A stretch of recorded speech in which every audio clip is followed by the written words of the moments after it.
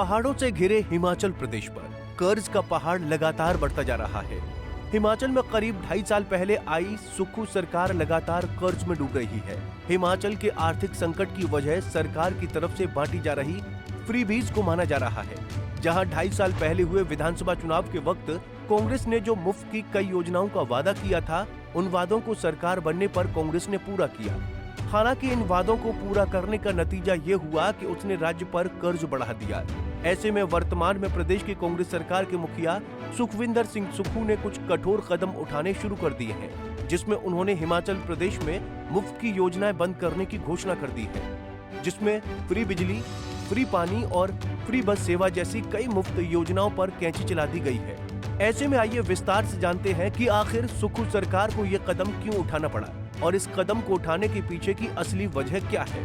दरअसल हिमाचल प्रदेश पर कर्ज 1 लाख करोड़ को छूने वाला है, जिसके बाद हिमाचल प्रदेश की सुक्खू सरकार ने राज्य की खस्ता माली हालत को सुधारने के लिए कठोर निर्णय लेने शुरू कर दिए हैं, जिसमें मुफ्त योजनाओं पर चली कैंची। पहला कदम, सरकार ने प्रत्येक घरेलू उपभोक्ताओं को प्राप्त 125 यूनिट तक निशुल्क बिजली योजना को बंद करने का कदम उठाया है। हर महीने इससे करोड़ों रुपए का घाटा प्रदेश बिजली बोर्ड को हो रहा था, जिसकी भरपाई सरकार को करनी पड़ रही थी। रोचक ये है कि कांग्रेस ने 2022 के विधानसभा चुनाव में प्रदेश के लोगों को 125 यूनिट की जगह 300 यूनिट बिजली मुफ्त करने का वादा किया था, मगर लोकसभा चुनाव व उसके बाद हुए विधानसभा उपचुनाव के बाद सुक्खू सरकार ने झटका दे दिया और ये सुविधा कुछ श्रेणियों को छोड़ बाकी के लिए बंद कर दी गई। वहीं इसके बाद अब सुक्खू सरकार ने प्रदेश की खराब वित्तीय स्थिति का तर्क देकर मुफ्त बिजली देने की योजना को भी सीमित कर दिया है। दरअसल पूर्व की बीजेपी सरकार ने वर्ष 2022 में प्रदेश के ग्रामीण क्षेत्रों के लिए मुफ्त पानी की घोषणा की थी। मई 2022 से ग्रामीण इलाकों में लोगों को पानी का बिल नहीं देना पड़ रहा था और इससे करीब 15 लाख लोगों को लाभ मिल रहा था।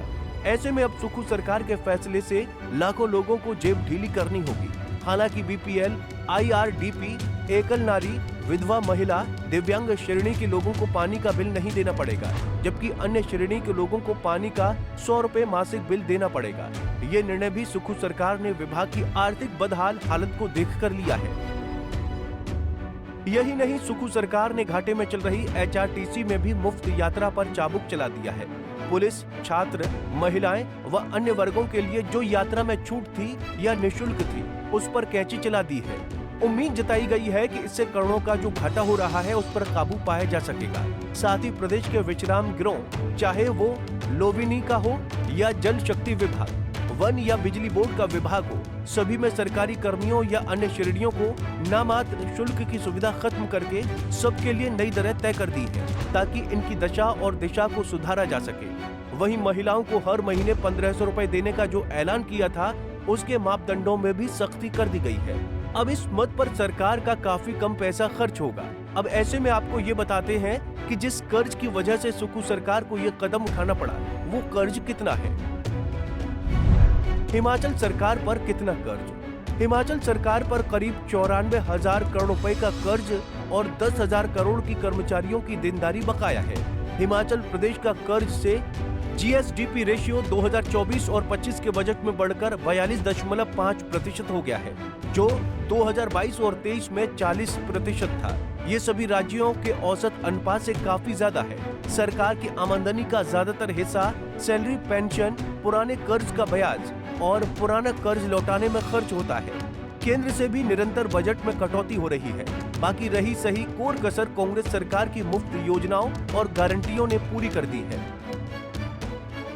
बहरहाल मुफ्त बांटने की प्रथा जो कश्मीर से लेकर कन्याकुमारी तक वोट की राजनीति के कारण देखी जा रही है, उस पर लगाम लगाने का जोखिम हिमाचल प्रदेश की सरकार ने उठाया है, जिसे कई मायनों में सराहनीय व सही कदम माना जा रहा है। फिलहाल अभी ये सिलसिला रुका नहीं है। संकेत मिल रहे हैं कि सुक्खू सरकार और अधिक कड़वे घूंट पीने की योजना बना चुकी है।